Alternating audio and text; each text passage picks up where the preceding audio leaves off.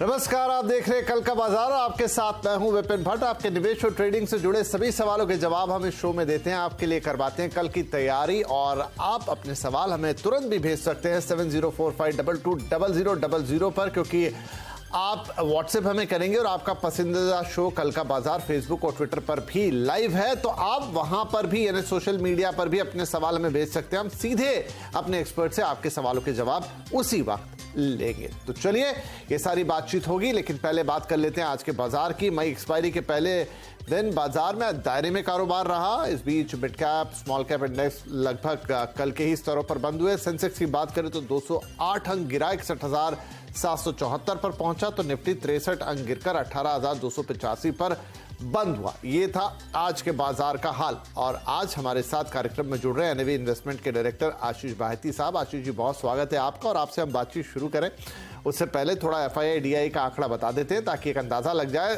दर्शकों को कि आज बाजार में क्या रहा। तो एफआईआईज ने आज की है खरीदारी 1185 करोड़ से ज्यादा की। वहीं डीआईआईज ने भी खरीदारी की है, लेकिन ये उनके मुकाबले कम रही है, करीब 301 करोड़ के आसपास की। लेकिन हाँ, खरीदारी के सौदे जरूर यहां पर हुए एफआईआईज और डीआईआईज दोनों की तरफ से। लेकिन बावजूद इसके बाजार जो है वो गिरकर बंद हुआ। तो आशीष जी, थोड़ा रेंज बाउंड सा है लगातार बाजार, और किसी दिन थोड़ी ऊंचाई तो किसी दिन थोड़ी नीचाई। क्या ये ऐसा ही चलता रहेगा अभी आगे भी? गुड इवनिंग विपिन जी। एक 18,400 एक रेजिस्टेंस एरिया बन गया और बार बार निफ्टी उसको अटेम्प्ट कर रहा है ब्रीच करने का, बट वहीं से वो फेल होता हुआ देखने मिल रहा है। जिस हिसाब से ऑप्शन का डेटा प्लेस्ड है 18,400 पे, करीब 1,38,00,000 कॉल राइटर्स कल के एक्सपायरी वाले प्लेस्ड है। तो हमें लगता है कि ये एक बहुत अहम क्रूशियल लेवल बन गया और एक रेजिस्टेंस जोन बन गया है।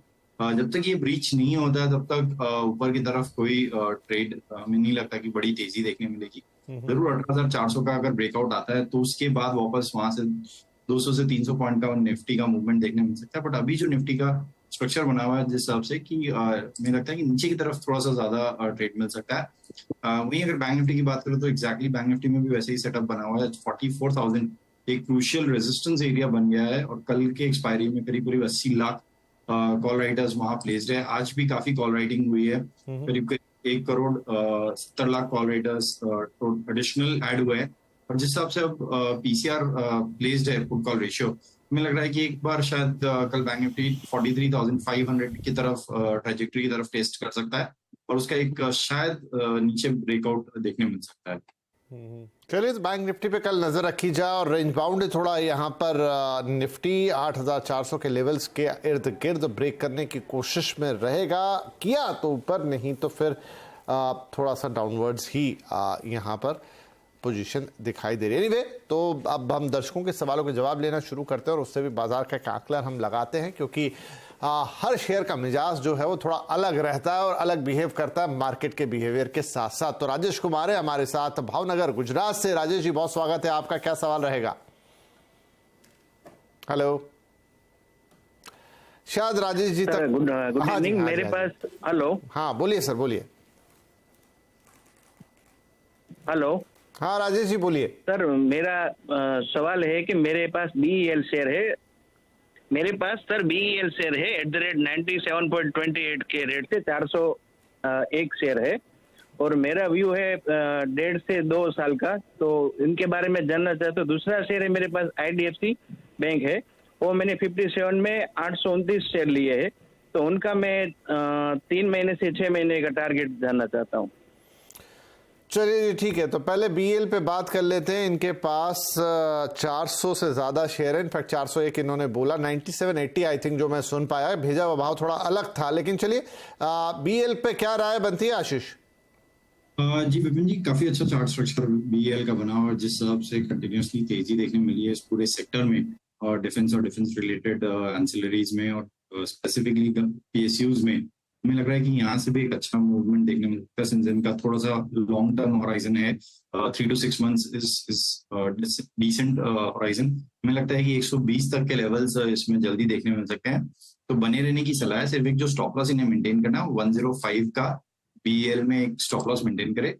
सिमिलरली IDFC की मैं बात करूं तो बहुत अच्छा रनअप देखने मिला और काफी बैंक निफ्टी को भी अगर मैं बोलूं तो ओवरऑल इन लाइन या उससे थोड़ा आउट परफॉर्म ही किया IDFC ने in terms of percentage returns. और स्टॉक ऑलमोस्ट अपने नियर टाइम हाई और ऑल टाइम हाई के काफी पास में आ चुका है। अगर 69 का ब्रेकआउट होता है लेवल, जो कि इसका ऑल टाइम हाई मतलब नियर टर्म हाई है, तो हमें लगता है कि इसमें वापस 74 तक के लेवल्स देखने मिल सकते हैं। तो इसमें भी बने रहने की सलाह है। जो इसमें स्टॉप लॉस मेंटेन करना हो 64 का। ओके, चलिए, तो IDFC में 64 का स्टॉप लॉस लगाइए और ऑल टाइम हाई 69, वहाँ से ब्रेकअप हुआ तो आगे और 74 तक जा सकता है, होल्ड करके रखिए। और यही सलाह BL में भी 105 के स्टॉप लॉस के साथ BL को भी होल्ड करना है। चलिए जी, शुरुआत हो गई बातचीत की। नीलेश बोरा कल्याण से हमारे अगले कॉलर। नीलेश भाई, बताइए अपना सवाल। हेलो नीलेश जी, शायद आज थोड़ी लाइन में प्रॉब्लम। चलिए, नीलेश जी का सवाल जरूर है हमारे पास। NBCC के 1000 शेयर 39.50 के रेट पर हैं सर इनके पास, और करीब करीब 4 रुपए का प्रॉफिट एक शेयर पर। क्या करना चाहिए NBCC में? जी, बहुत अच्छा एक प्राइस वॉल्यूम ब्रेकआउट देखने मिला है NBCC में, और जिस हिसाब से आज मूवमेंट है हुई है NBCC में, वॉल्यूम्स काफी बड़े हुए और डिलीवरी वॉल्यूम्स काफी हाई है। मेरी सलाह है कि बने रहे इस ट्रेड में। इसमें एक और अब यहाँ से बड़ा मूवमेंट देखने मिल सकता है, क्योंकि इसे 47 तक के लेवल्स नियर टर्म में देखने मिल सकते हैं। सिर्फ 41 का एक स्टॉप लॉस मेंटेन करे इस पोजीशन पे। तो NBCC को भी होल्ड करने की सलाह है। यहाँ से 47 तक के लेवल दिखाई दे सकते हैं फिलहाल। 43.30 पर क्लोजिंग आज की, और 41 का स्टॉप लॉस जरूर लगा ले। तो ये हो गई NBCC पर सलाह। आई होप कि अब रोहित हमें जरूर सुनाई देंगे अहमदाबाद से। हेलो रोहित, आपको मेरी आवाज आ रही है? बिल्कुल सर, बिल्कुल। चलिए, तो बिंदास अपना सवाल बताइए। सर, मैंने लॉन्ग टर्म के लिए ट्राइडेंट के शेयर लिए हुए हैं। ओके।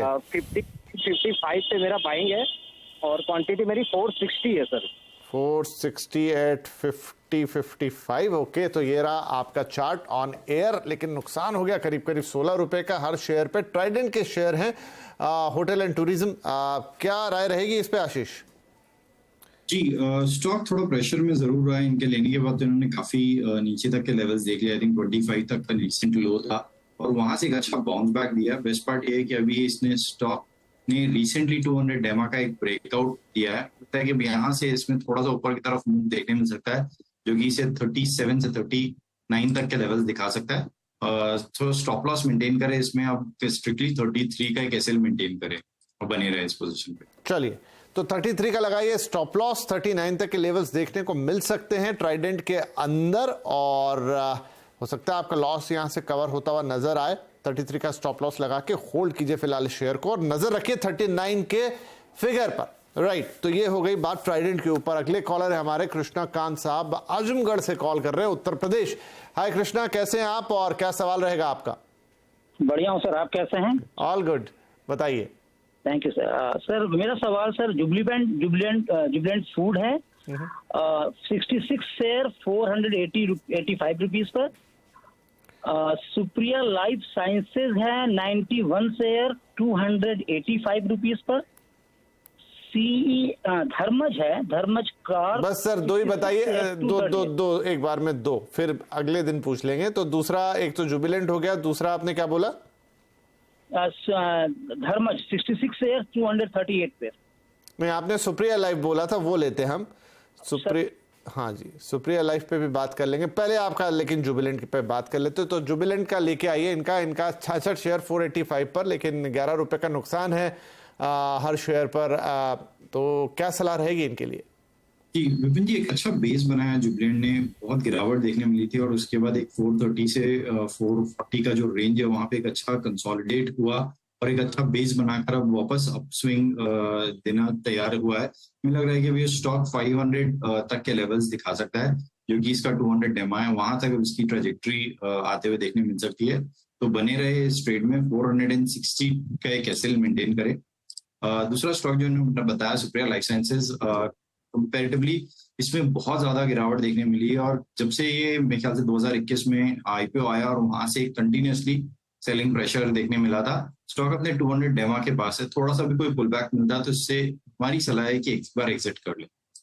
चलिए, तो देखिए सुप्री लाइफ में तो सीधे सीधे एक्सिट की सलाह दे रहे हैं आशीष। और जहां तक आपके जुबिलेंट फूड की बात है तो वहां पर 460 रुपए का स्टॉप लॉस लगा के आपको होल्ड करना है। यहां से आगे बढ़ता हुआ दिखाई देगा शेयर, लेकिन स्टॉप लॉस 460 का स्ट्रिक्टली लगाइएगा। और दूसरा आपको बेच देना है, उसको फिलहाल एग्जिट की सलाह यहाँ आपके लिए सुप्रिया लाइफ साइंसेज के अंदर। राइट, चलिए आगे बढ़ते हैं। अब हमारे अगले कॉलर हैं अशोक कुमार मोदी साहब, हैदराबाद से हमें कॉल कर रहे हैं। मोदी जी बहुत स्वागत है, आपका क्या सवाल रहेगा? सर मेरे दो हैं, एक बाटा के हैं शेयर 1957 और एक है स्पाइस जेट 500 शेयर है 42.50। 42.50 500 हैं आपके पास, ठीक है। आज सभी लोग एक भेज के 2 सवाल पूछ रहे हैं, बाय 1 गेट 1 फ्री। एनीवेज बाटा पहले लेते हैं। तो आपको सब बाटा पे बहुत जबरदस्त नुकसान है, करीब 425 रुपए से ज्यादा का 430 रुपए का इनफैक्ट नुकसान है प्रति शेयर, और 20 शेयर है आपके पास। देखते हैं बाटा में क्या स्ट्रेटेजी होगी। आशीष क्या करना चाहिए बाटा में? जी बाटा सितंबर 2022 से जो एक इसका फॉल चालू हुआ था, एक बेयर ट्रेंड, वो कंटिन्यूअसली करीब अप्रैल तक चला और उसके बाद एक कंसोलिडेट किया स्टॉक ने। थोड़ा सा अपस्विंग वापस चालू हुआ है। हमें लगता है कि अभी 200 डेमा जो है इसका 1600 वहां तक जाने का अटेम्प्ट कर सकता है। इनफैक्ट नंबर्स जब आए थे उसके बाद एक अटेम्प्ट जरूर लिया था, वहां से फेल होता हुआ देखने मिला। बट स्टॉक अभी भी अपना 20 डेमा अच्छे से होल्ड किए हुए है, तो बने रहे इस ट्रेड में। सिर्फ 1490 का एक स्टॉप लॉस करके 1600 एक बार जब क्रॉस करता है तो वहां पे एक बार वापस रिविजिट करवा ले स्टॉक को, रीएनालाइज करवा ले, तो बने रहने की सलाह है। स्पाइस जेट में जी काफी प्रेशर और कंटिन्यूअसली हर पुल बैक पे सेलिंग प्रेशर बनते हुए देखने मिल सकता है। इसमें हमारी सलाह है कि एक बार स्पाइस जेट पे कोई भी पुल बैक आता है तो वहां से एग्जिट कर लो। ठीक है जी, स्पाइस जेट पे सीधे किसी भी पुल बैक पे एग्जिट करने की सलाह। एविएशन सेक्टर के साथ अच्छी बातें हैं तो थोड़ी तकलीफें भी हैं। और दूसरी तरफ बाटा में आपको 490 का स्टॉप लॉस लगाना है। बहुत ऊंची खरीदारी थी आपकी, लेकिन बोल रहे हैं आशीष जी कि 1600 के ऊपर गया तो वहां पर एक बार फिर आपको थोड़ा सा रिविजिट कर लेना है शेयर को, फिर से एक बार आपको राय मांग लेनी है। आपके लेवल हालांकि काफी ज्यादा ऊपर है 1957, लेकिन एटलीस्ट 1600 के आप उस पर ध्यान रखिए लेवल्स पे, और 1490 ये आपको स्टॉप लॉस इस पे मेंटेन करना है। तो बात हो गई बाटा और स्पाइस जेट की, ठीक है जी। चलिए आगे बढ़ते हैं। अब हमारे साथ त्रिलोचन सिंह जी मुंबई से कॉल कर रहे हैं। त्रिलोचन जी, अशोक लेलैंड पर आपका सवाल है, लेकिन क्वांटिटी भाव दोनों हमें बताइए। 152 का है ओके, 100 शेयर आपने और लिए हैं। इंडिया सीमेंट 195 का है। एक मिनट जी, दूसरा आप क्या बोल रहे हैं? इंडिया सीमेंट भी आपने ले लिया। वो किस भाव पे लिया? 195। कितने शेयर? 100 शेयर। ठीक है, चलिए एक एक करके अशोक लेलैंड पे पहले बात कर लेते हैं, इंडिया सीमेंट की भी बात करेंगे। वहां पे भी थोड़ा 5 रुपए का घाटा दिख रहा है, लेकिन अशोक लेलैंड के इनके पास 100 शेयर है और 152 रुपए के भाव पे थोड़ा सा लॉस है 1.5 रुपए के आसपास का। इसमें क्या करना चाहिए आशीष? अगर इनकी होल्डिंग पीरियड अगर इनको लॉन्ग टर्म का है या मिड टू लॉन्ग टर्म है तो जरूर बने रहने की सलाह है। बहुत अच्छा चार्ट स्ट्रक्चर चल रहा है और जिस हिसाब से ऑटो पूरा एज ए इंडस्ट्री में बाइंग इंटरेस्ट देखने मिला है, मुझे लगता है कि अशोक लेलैंड में एक अच्छा मूव देखने मिल सकता है, जो कि 170-175 तक के लेवल दिखा सकता है। बट जरूर उससे लेवल्स आने में थोड़ा सा टाइम लग सकता है, करीब 1 से 2 महीने का टाइम इन्हें मिनिमम देना पड़ेगा। अगर ये सिर्फ ट्रेडिंग पर्सपेक्टिव से रखे हैं पोजिशन, तो हमारी सलाह रहेगी कि एक स्ट्रिक्ट स्टॉप लॉस रखे 148 का, जो कि सिर्फ 20 डेमा है। अगर वो ब्रीच होता है तो जरूर इस पे एक बार एग्जिट कर ले जी। दूसरा India cement sector, specifically India cement में कंसोलिडेशन चल रहा है जोन 20 डेमा के पास में ही स्टॉक काफी टाइम से कंसोलिडेट कर रहा है। हमारी सलाह रहेगी इसमें भी एक स्ट्रिक्ट स्टॉप लॉस मेंटेन करे 185 का और बने रहे स्टॉक में। मुझे लगता है कि 200 के लेवल्स में जल्दी देखने मिल सकते हैं। जी आपने कितना बोला स्टॉप लॉस? 185 का एक एसएल मेंटेन करें इंडिया सीमेंट में। ठीक है, तो चलिए इंडिया सीमेंट में भी 185 का स्टॉप लॉस आपको मेंटेन करके होल्ड करना है शेयर को फिलहाल। और अशोक लेलैंड की जहां तक बात है तो उसको भी आपको 148 के स्टॉप लॉस के साथ होल्ड करने की सलाह है और 175 तक के आगे इसमें लेवल देखने को मिल सकते हैं, लेकिन 1-2 महीने का वक्त देना होगा जहां तक अशोक लेलैंड की बात है। लेकिन 148 का स्टॉप लॉस लगा के जरूर छोड़ दीजिए फिलहाल। तो दोनों शेयर आपको फिलहाल होल्ड करके रखने हैं। त्रिलोचन सिंह जी, स्टॉप लॉसेस हमने आपको बता दिए हैं। और अगले हमारे कॉलर हैं रोनाल्ड साहब, जो कि मंगलोर से हमें कॉल कर रहे हैं। रोनाल्ड भाई बहुत अच्छा, ठीक है, फिलहाल फोन लाइन पर नहीं है, चलिए उनका सवाल ले लेते हैं और वो है ग्रैन्यूल्स पर। 300 शेयर हैं आपके पास 320 के भाव पर। आप चार्ट आएगा सामने ग्रैन्यूल्स इंडिया का, तो इनको 41 रुपए का लॉस हो रहा है प्रति शेयर। क्या करना चाहिए आशीष ग्रैन्यूल्स इंडिया में? जी, काफी गिरावट देखने मिली है और पिछले 7 से 8 ट्रेडिंग सेशंस में ये स्टॉक अपने 200 डेमा जो कि 300 के लेवल से स्लाइड हो गया, ऑलमोस्ट 270 तक का जोन देखने मिला था। आज के सेशन में थोड़ी सी बाइंग इंटरेस्ट जरूर देखने मिली है और एक बेस फॉर्मेशन पैटर्न कर रहा है स्टॉक, तो 273 का एक स्टॉप लॉस जरूर मेंटेन करे। अगर वो ब्रीच हो जाए तो हमें लगता है इसमें और गिरावट देखने मिल सकती है, तो बने रहने की सलाह रहेगी, 273 का एक स्टॉप लॉस मेंटेन करके। ठीक है जी, तो ग्रैन्यूल्स इंडिया में गिरावट है, फिलहाल बने रहने की सलाह, लेकिन 273 का आपको स्टॉप लॉस यहां पर मेंटेन करके चलना है। होल्ड करके रखिए इसको, आगे देखा जाएगा, लेकिन फिलहाल इस स्टॉप लॉस के साथ इसको आपको रखना है। ठीक है, हमारे अगले कॉलर अब हैं हमारे साथ प्रसन्नजीत साहब, कोलकाता से हमें कॉल कर रहे हैं। प्रसन्नजीत भाई, बहुत बहुत स्वागत है आपका। कल का बाजार में क्या रहेगा सवाल? गुड इवनिंग सर, मेरे पास बंधन बैंक का शेयर है, 300 शेयर है, 242 रुपीज में खरीदा है, तो उसको क्या किया जाए सर? मैं 1 साल रख सकता हूँ? तो बंधन बैंक थोड़ा करेक्ट कर लेते हैं, जो फिगर हमारे पास है आप कह रहे हैं 242 में बाइंग रेट है सर। क्वांटिटी भी आपने थोड़ी बताई मुझे अलग, क्या है वो? 300 शेयर है सर, 242 बाइंग प्राइस है सर। अच्छा ठीक है, तो आपने थोड़ा सा और इसको ले लिया। 300 शेयर्स है बंधन बैंक में, 242 की बाइंग प्राइस है, 19 रुपए का प्रॉफिट हो रहा है बंधन बैंक के अंदर। तो आशीष, क्या इस शेयर को और रखना चाहिए और खरीदारी करनी चाहिए, क्या इसमें सलाह रहेगी? बने रहने की सलाह है। जिस हिसाब से प्राइस वॉल्यूम एक्शन देखने मिला है पिछले 3 दिनों से, हायर हाइज बन रहे हैं और वॉल्यूम में भी स्पाइक देखने मिला है। स्टॉक ने अभी रिसेंटली अपना 200 डेमा क्रॉस किया है, जिसमें आज बैंक निफ्टी में गिरावट थी, बट फिर भी ये बैंक, इस बंधन बैंक में एक अच्छा बाइंग इंटरेस्ट बरकरार रहा। तो हमें लगता है कि 277 तक के लेवल्स इसमें देखने मिल सकते हैं। होल्ड करने की सलाह रहेगी। जो इन्हें स्टॉप लॉस मेंटेन करना है वो 248 का एक एसएल मेंटेन करें। चलिए, तो 248 का एक स्टॉप लॉस लगाइए। 277 तक के लेवल्स इसमें देखने को आगे मिल सकते हैं। अच्छा कर रहा है ये स्टॉक, और यहाँ पर आपके पास 300 शेयर्स की अच्छी खासी क्वांटिटी है, तो आपका फायदा भी बढ़ता हुआ नजर आएगा। ऑलरेडी आप एक प्रॉफिट में हैं, लेकिन वो और बढ़ेगा, तो यहाँ बेहतर 248 का स्टॉप लॉस जरूर आपको यहाँ पे लगाना है प्रसन्नजीत साहब। तो ये हो गई बंधन बैंक के ऊपर बात। अगले कॉलर है हमारे साथ विजय सिंह, मुंबई से हमें कॉल कर रहे हैं। विजय भाई, बहुत स्वागत है आपका, क्या सवाल होना है? हेलो, राइट, विजय से बात नहीं हो पा रही, लेकिन सवाल हम ले लेते हैं। हिंडाल्को के 300 शेयर 424 के भाव पर 17 रुपए 10 पैसे का लॉस हर शेयर पे। हिंडाल्को में क्या सलाह होगी आशीष? जी, बने रहने की सलाह है। स्टॉक नंबर्स के बाद रिएक्शन जरूर किया था, इसके सब्सिडरी के नंबर्स के बाद रिएक्शन जरूर किया था, बट एक कंसोलिडेशन कर रहा है नीचे के लेवल्स में। आई थिंक इसके नंबर्स नेक्स्ट वीक में ड्यू है हिंडाल्को के, तो एक स्टॉप लॉस जरूर मेंटेन करे। 395 का एसएल मेंटेन करे। हमें लगता है कि अगर इसका 415 जो कि 20 टाइम वो ब्रेकआउट होता है, तो इसमें वापस एक अच्छा अपसाइड मूव देखने मिल सकता है, तो होल्ड करने की सलाह। चलिए, तो होल्ड कीजिए 395 के स्टॉप लॉस के साथ। यहां पर हिंडाल्को में एक बार फिर से एक अपसाइड मूव उम्मीद की जा सकती है पर्टिकुलर लेवल पर, लेकिन 395 के साथ होल्ड कीजिए, और अगले हफ्ते रिजल्ट के बाद कुछ एक्शन होता हुआ नजर आ सकता है। राइट, चलिए, इसी के साथ वक्त हो गया हमारे पास कि एक छोटा सा ब्रेक ले लें, लेकिन ब्रेक के बाद कुछ और सवाल, कोशिश होगी जो आप सोशल मीडिया पे हमें सवाल भेज रहे हैं उनमें से सीधे कुछ सवाल ले लिए जाएं। कहीं मत जाएगा, तुरंत हाजिर होंगे इस ब्रेक के बाद।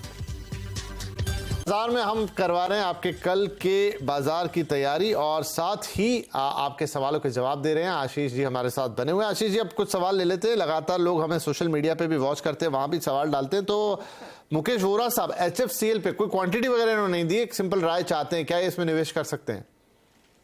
जी विपिन जी, स्टॉक में प्रेशर है, और 20 डेमा के ऊपर भी स्लिप करने पे वहां पे वापस सेलिंग प्रेशर देखने मिल रहा है, तो हमारी सलाह है कि इसे अवॉइड करें। HFCL को अवॉइड करने की सलाह दे रहे हैं आशीष। तो वोरा साहब, आई होप कि आपने आपका सवाल देख लिया होगा यहाँ पर। राइट, अब मेघा पूछ रही है GNFC पे 200 है इनके पास शेयर, और 627 की बाइंग है GNFC। जी, बने रहने की सलाह रहेगी GNFC में, जिस आपका चार्ट स्ट्रक्चर है। भले 3 दिन पहले एक अच्छा सेलिंग प्रेशर देखने मिला, बट स्टॉक कंसोलिडेट कर रहा है उसके बाद 200 डेमा और अपने 20 डेमा के बीच में, तो एक स्टॉप लॉस मेंटेन करे 577 का। मुझे लगता है कि इन्हें वापस 600 तक के लेवल देखने। चलिए, तो यहाँ पर एक स्टॉप लॉस मेंटेन करने की बात कह रहे हैं जीएनएफसी पे 577 का मिगना, और उसके बाद होल्ड करने की सलाह यहाँ पर है। राइट, कुछ और सवाल लगातार आ रहे हैं। एक और सवाल है चंदन साहब का, और ये यूनियन बैंक पे पूछना चाहते हैं कि यूनियन बैंक क्या खरीद सकते हैं इस वक्त? जी,